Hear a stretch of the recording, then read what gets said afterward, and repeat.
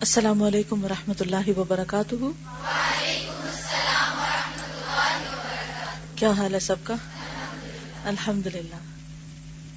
نحمده ونصلی علی رسولہ الکریم، اما بعد فاعوذ باللہ من الشیطان الرجیم، بسم اللہ الرحمن الرحیم، رب اشرح لی صدری ویسر لی امری واحلل عقدۃ من لسانی یفقہوا قولی۔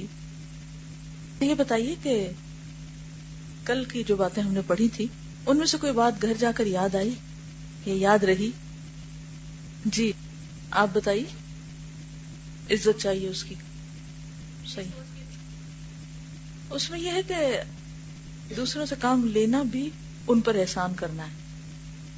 بعض اوقات کوئی شخص کام نہیں کرتا تو ہم ناراض ہو کے خود بھی کرنے لگتے ہیں، جس سے عام طور پہ امیوں کی عادت ہوتی ہے تو وہ بہت گلٹی فیل کراتی ہیں۔ پھر ایسا ہوتا ہے، کبھی کبھی کرانا بھی چاہیے، لیکن میں سمجھتی ہوں کہ یہ اولاد پر یا کسی بھی شخص پر بہت بڑا احسان ہوتا ہے کہ انسان اسے کام میں لگا دے، کسی کام کے قابل بنا دے، اپنے پاؤں پہ کھڑا کر دے، اسے چلنا سکھا دے، اسے اپنی زندگی اور اپنے وقت کا صحیح استعمال اور صحیح مصرف سکھا دے، اسے کوئی اسکل سکھا دے۔ ایک بہترین صدقہ ہے۔ کل ہم صدقے کی بات کر رہے تھے نا، تو صدقے کی ایک بہترین قسم یہ ہے کہ انسان کسی کو کوئی ہنر سکھا دے جس کی وجہ سے وہ ساری زندگی دوسروں کی محتاجی سے نکل جائے۔ تو دوسروں کی مدد کیجئے، دوسروں کے کام آئیے، لیکن انہیں بیکار نہ بنائیے۔ اب بعض اوقات خود کام کرنا بہت آسان ہوتا ہے، کام لینا زیادہ مشکل ہوتا ہے، اور اس کے لیے پیشنس چاہیے ہوتا ہے، بہت صبر درکار ہوتا ہے۔ لیکن جب انسان سکھا دیتا ہے کسی کو، تو جب تک وہ شخص کوئی اچھا کام کرتا ہے آپ کے لیے بھی وہ صدقہ جاریہ بنتا ہے۔ جی بالکل، واقعی بہت اچھی بات یاد دلا دی آپ نے کہ کل ماحول کو دیکھ کر اور چرند پرند کو دیکھ کر بہت ہی احساس ہو رہا تھا کہ ہمارے گناہوں کی وجہ سے اور ہمارے زیادتیوں کی وجہ سے یہ بیچارے بھی ماحول کی آلودگی کا شکار ہیں، اور اس سے نقصان ہو رہا ہے ان کو بھی۔ ہر طرف ہر چیز پر گرد ہے۔ تو بہت دل سے کل میں نے بھی بارش کے لیے دعا کی اور استغفار بھی کی، کیونکہ ہم سب اتنے مصروف ہیں کہ ہمیں نظر اٹھا کے دیکھنے کی فرصت نہیں کہ باہر کیا ہو رہا ہے اور کون کس طرح سفر کر رہا ہے۔ اور یہ احساس تو ویسے ہی کم ہے کہ ہمارے گناہوں کی وجہ سے دوسروں کی بھی شامت آئی ہوئی ہے۔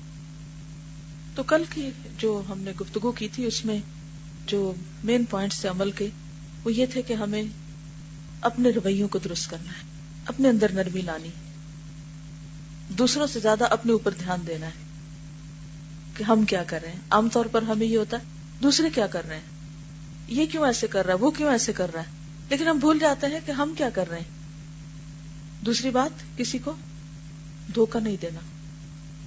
جی آپ فرمائیں۔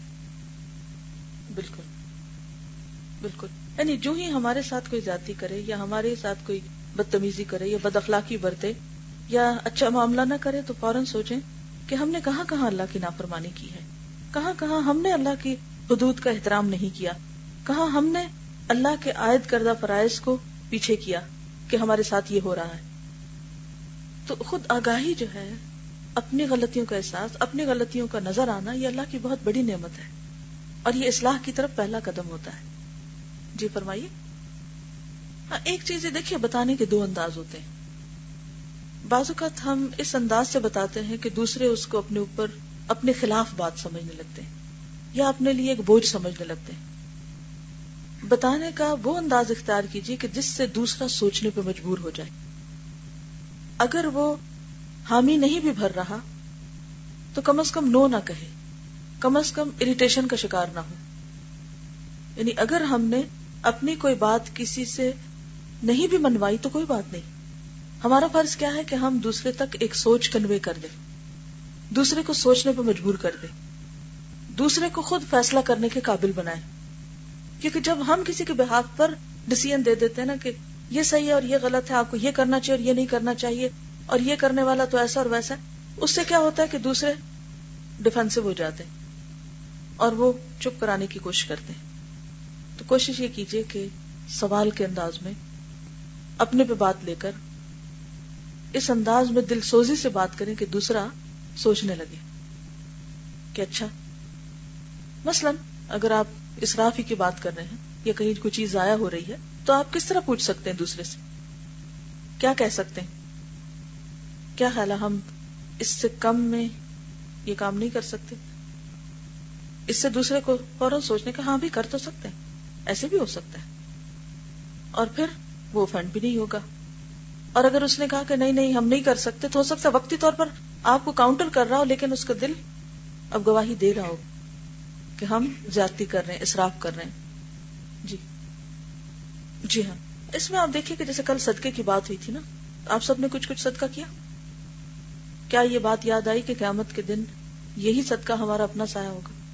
اور جب یہ سوچ کے ہم کرتے ہیں نا تو یقین کریں کہ شکر ادا کرتا ہے انسان کہ موقع ملا، اور پھر وہ کسی پہ احسان نہیں جتاتا، اور دے کے دل بھی بوجھل نہیں ہوتا، اور انسان سوچتا ہے کہ میں نے اپنے لیے کچھ کما لیا.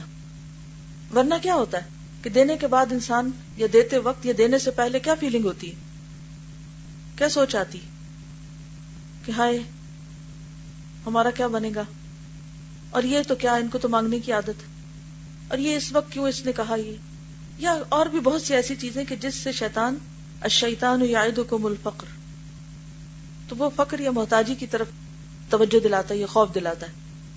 تو جب یہ سوچتا ہے انسان کہ یہ میری چھتری بن رہی ہے، یہ میں اپنے لیے چھتری خرید رہا ہوں، قیامت کی دھوپ سے بچنے کے لیے یہ میرا امبریلا ہے، تو کیا تپتی دھوپ میں اگر آپ کو کہیں کوئی چھتری بیچنے والا مل جائے تو آپ شکر گزار نہیں ہوں گے؟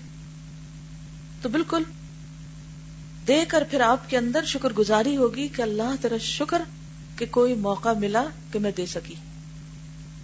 چلیے آگے کچھ پڑھتے ہیں، پھر اگر وقت ہوا تو باقی آپ کے ساتھ ڈسکشن ہوگی، کیونکہ آج کا موضوع بھی کافی حد تک کل سے ملتا جلتا ہے. فصل 22، کثرت گناہ سے دل کی کیفیت، یعنی دل کی حالت. گناہوں کی جب کثرت ہو جاتی ہے تو گناہگار کے قلب یعنی دل پر مہر لگ جاتی ہے، سیل ہو جاتا ہے دل، اور وہ غافل اور بے خبر ہو کر رہ جاتا ہے.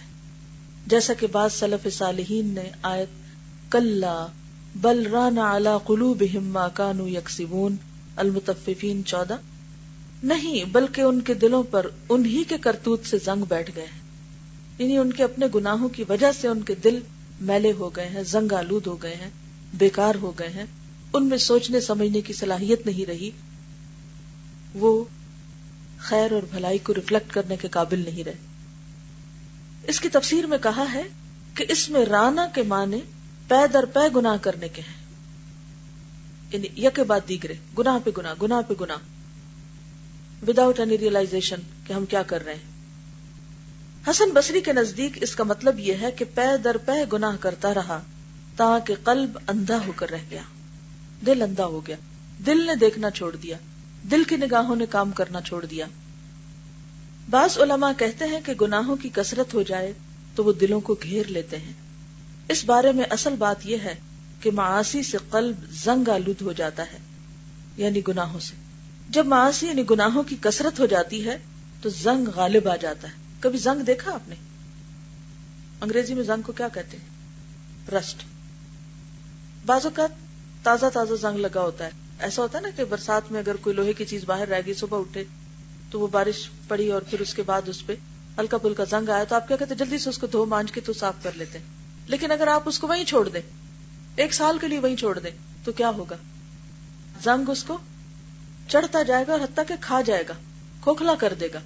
یہی حال ہوتا ہے، انسان جب کوئی تھوڑا سا گناہ کرتا ہے تو زنگ آتا ہے اس پہ، اگر انسان فوراً صفائی کر لے تو دل پھر چمک اٹھتا ہے، اور اگر چھوڑ دے تو وہ زنگ اس کو کھاتا رہتا ہے حتیٰ کہ انسان کے اندر بالکل بھی سوچ سمجھ کی صلاحیت نہیں رہتی. جب معاصی کی کثرت ہو جاتی ہے تو زنگ غالب آ جاتا ہے تاکہ دل کا بڑا حصہ زنگ گرفتہ ہو جاتی ہے، زنگ اس کو پکڑ لیتا ہے. پھر جب معاصی اور بڑھ جاتے ہیں تو یہ انسان کی طبیعت بن جاتی، یعنی ہیبٹ بن جاتی. مثلا بعض اوقات آپ نے دیکھا کہ کچھ لوگ مذاق میں جھوٹ بولنے کے اتنے عادی ہوتے ہیں کہ وہ اس کے بغیر رہ ہی نہیں سکتے، اور اسی سے وہ ہر وقت لوگوں کو انٹرٹین کرتے رہتے ہیں، اور انہیں کبھی یہ خیال تک نہیں آتا کہ وہ کتنا بڑا جرم کر رہے ہیں.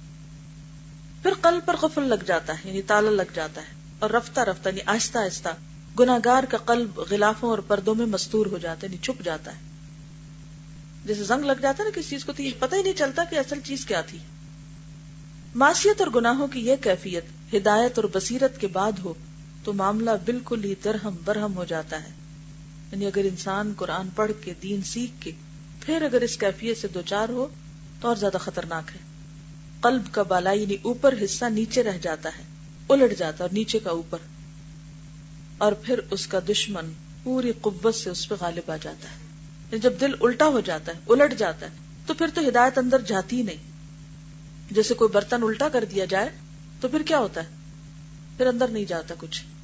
تو جس شخص کو ساری باتیں پتا ہو، بعض اوقات ایسا ہوتا ہے نا کہ کچھ لوگوں کو آپ نصیحت کرنے لگتے ہیں تو وہ آپ سے بھی بڑی بڑی دلیلیں لانے لگتے ہیں، وہ ایسے ایسے فلسفے بگاڑتے ہیں، اتنی لمبی چوڑی باتیں ان کو پتا ہوتی ہیں، علم میں وہ کسی سے پیچھے نہیں ہوتے لیکن عمل میں صفر ہوتے ہیں۔ ایسے لوگوں کو سکھانا اور زیادہ مشکل ہوتا ہے کیونکہ انہیں پہلے سے ہی بہت زیادہ پتا ہوتا ہے۔ اسی لیے آپ نے دیکھا ہوگا کہ جو لوگ زیادہ جانتے ہیں اگر وہ عمل نہ کریں اپنے علم پر تو ان کے اندر ایک عجیب قسم کی سختی اور ایک عجیب قسم کی بے حسی ہوتی ہے جس کا انہیں خود بھی احساس نہیں ہوتا۔ لہذا دین کی مجلسوں میں، خیر کی باتوں میں، ذکر کی مجلسوں میں ان کا دل نہیں لگتا، ان کے اندر پوری یکسوئی نہیں ہوتی۔ وہ کہتے ہیں یہ باتیں تو بہت دفعہ سنی ہوئی، یہ تو پتا ہے ہمیں، پھر اور کیا کریں، کیونکہ وہ اندر نہیں جا رہا ہوتا۔ تو جب تک علم اندر جذب نہ ہو، بالکل ایسے ہی جیسے جسم میں اگر پانی کی مقدار زیادہ ہو جائے تو اگر کسی کو پانی پلا دیا جائے تو کیا ہوتا ہے؟ تو وہ وامٹ کر دے گا، وہ بیمار ہو جائے گا۔ لیکن پیاسے کو اگر پانی پلایا جائے تو ایک ایک قطرہ اس کے لیے آب حیات ثابت ہوگا۔ تو جب تک علم کی پیاس نہ، اور علم کی پیاس کب ہوتی ہے؟ جب انسان اس کو عمل کے ذریعے جذب کر لیتا ہے۔ پانی اگر جسم میں جذب ہو اور جسم کا حصہ بنے تو وہ انسان کی صفائی کا ذریعہ بنتا ہے، اور اگر وہ پراپر طریقے سے صاف نہ کرے اور جمع ہی ہوتا جائے جسم کے اندر تو موت کا ذریعہ بن جاتا ہے۔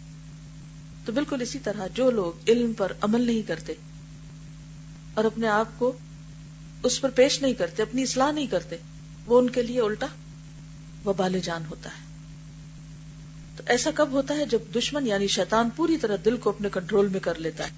یہ دشمن جہاں چاہتا ہے اسے ہنکائے پھرتا ہے، ادھر ادھر گھمائے پھرتا ہے۔ پھر السلام علیکم ورحمۃ اللہ وبرکاتہ۔ وعلیکم السلام ورحمۃ اللہ وبرکاتہ۔ سبحانک اللہم وبحمدک، نشہد ان لا الہ الا انت، نستغفرک ونتوب الیک۔